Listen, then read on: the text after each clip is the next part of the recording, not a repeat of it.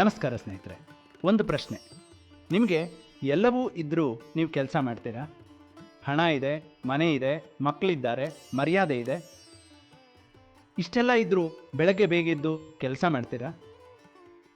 ಇಲ್ಲ ಅಂದರೆ ಕೃಷ್ಣ ನಿಮ್ಮ ಉತ್ತರ ತಪ್ಪು ಅಂತ ಹೇಳ್ತಾನೆ. ಯಾಕೆ ಗೊತ್ತಾ?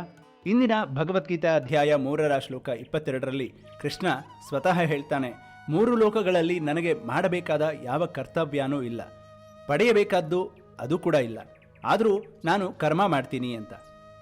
ಇದು ಕೇಳಿ ಅರ್ಜುನನಿಗೆ ದಿಗ್ಭ್ರಮೆ ಆಗುತ್ತೆ. ಅದು ನಮಗೂ ಆಗತ್ತೆ ಅಲ್ವಾ? ಬನ್ನಿ ಹಾಗಾದರೆ ಈ ಶ್ಲೋಕವನ್ನು ಅರ್ಥ ಮಾಡ್ಕೊಳ್ಳೋಣ. ಅದಕ್ಕೆ ಮುಂಚೆ ಶ್ಲೋಕವನ್ನು ನೋಡೋಣ. ನಮೇ ಪಾರ್ಥಾಸ್ತಿ ಕರ್ತವ್ಯಂ ತ್ರಿಷು ಲೋಕೇಶು ಕಿಂಚನ ನಾನವಾಪ್ತಮವಾಪ್ತವ್ಯಂ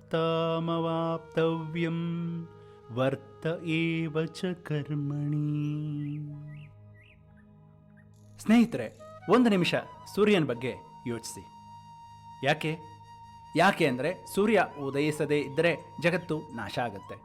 ಅವನು ಜಗತ್ತಿನ ಒಳ್ಳೆಯದಕ್ಕೋಸ್ಕರ ಕ್ರಿಯೆ ಮಾಡ್ತಾನೆ, ತನ್ನ ಸ್ವಾರ್ಥಕ್ಕಾಗಿ ಅಲ್ಲ.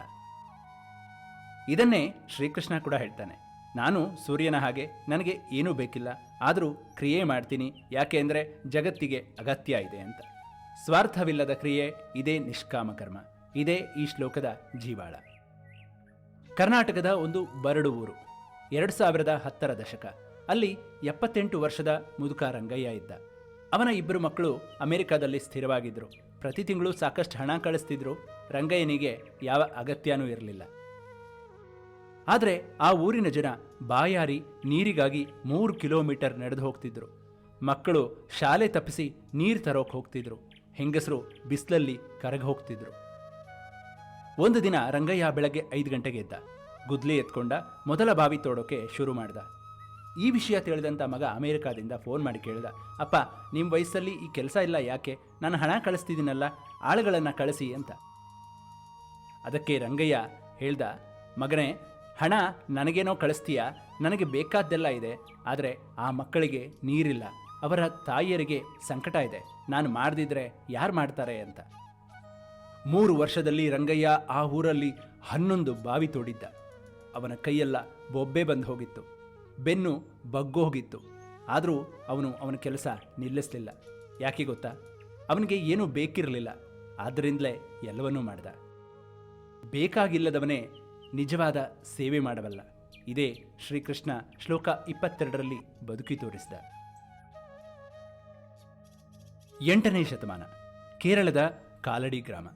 ಒಬ್ಬ 8 ವರ್ಷದ ಬಾಲಕ ಶಂಕರ. ಈ ಬಾಲಕ ಈಗಾಗಲೇ ಎಲ್ಲ ಉಪನಿಷತ್ ಕಂಠಪಾಠ ಮಾಡಿದ್ದ. ಅದ್ವೈತ ಜ್ಞಾನ ಸಂಪೂರ್ಣ ಸಿದ್ಧಿಸಿತ್ತು. ಅವನಿಗೆ ಯಾವ ಆಸೆನೂ ಇರಲಿಲ್ಲ. ಮೋಕ್ಷ ಕೂಡ ಆಗಿತ್ತು. ಆಗ ಅವನ ಗುರು ಗೋವಿಂದ ಭಗವತ್ಪಾದರು ಹೇಳಿದರು, ಶಂಕರ, ನೀನು ಈಗ ಎಲ್ಲ ಪಡೆದಿದೆಯಾ, ಹಿಮಾಲಯದ ಗುಹೆಯಲ್ಲಿ ಕೂತು ಸಮಾಧಿಯಲ್ಲಿ ಇರಬಹುದಲ್ವಾ ಅಂತ. ಅದಕ್ಕೆ ಶಂಕರ ನಿರಾಕರಿಸಿ ಹೇಳಿದರು, ಗುರುಗಳೇ, ಭಾರತ ದೇಶ ಅಜ್ಞಾನದ ಕತ್ತಲಲ್ಲಿ ಮುಳುಗಿ ಹೋಗಿದೆ, ನಾನು ಕೂತ್ಕೊಂಡ್ರೆ ಯಾರು ಬೆಳಕು ಮಾಡ್ತಾರೆ ಅಂತ. ಆ ಬಾಲಜ್ಞಾನಿ ಕಾಶ್ಮೀರದಿಂದ ಕನ್ಯಾಕುಮಾರಿ, ಕೇರಳದಿಂದ ಅಸ್ಸಾಂವರೆಗೂ ಇಡೀ ಭಾರತ ಪಾದಯಾತ್ರೆ ಮಾಡಿ ಬರೀ 32 ವರ್ಷ ಜೀವಿಸಿ ಭಾರತವನ್ನು ಬದಲಾಯಿಸಿದ್ರು. ಅವ್ರಿಗೇನು ಬೇಕಿತ್ತು? ಏನೂ ಇಲ್ಲ, ಆದರೂ ಕ್ರಿಯೆ ಮಾಡಿದ್ರು ಜಗತ್ತಿಗೋಸ್ಕರ.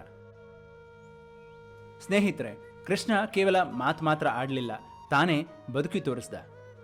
ಮೊದಲನೇದು ಮಹಾಭಾರತ ಯುದ್ಧದಲ್ಲಿ ಸಾರಥಿಯಾಗಿ, 2ನೇದು ದ್ರೌಪದಿ ವಸ್ತ್ರಾಪಹರಣ ಸಮಯದಲ್ಲಿ ಧರ್ಮರಕ್ಷಣೆಯಾಗಿ, 3ನೇದು ಶಾಂತಿದೂತನಾಗಿ.